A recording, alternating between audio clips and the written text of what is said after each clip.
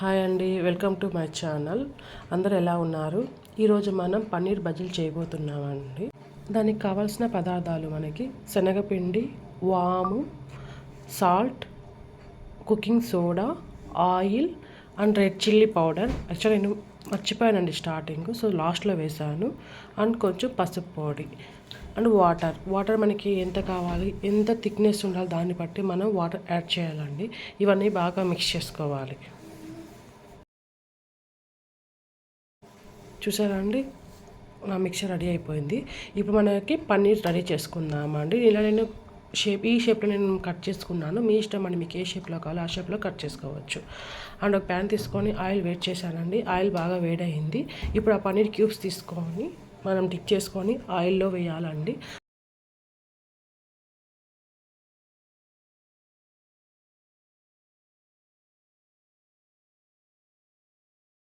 చూసారండి, మంచి కలర్ వచ్చింది కదా.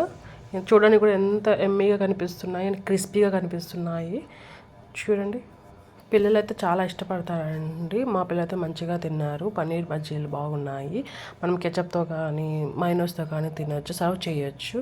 ప్లీజ్ మీకు ఈ వీడియో నచ్చితే లైక్ చేయండి, షేర్ చేయండి, సబ్స్క్రైబ్ చేయండి. Thank you so much for watching my channel.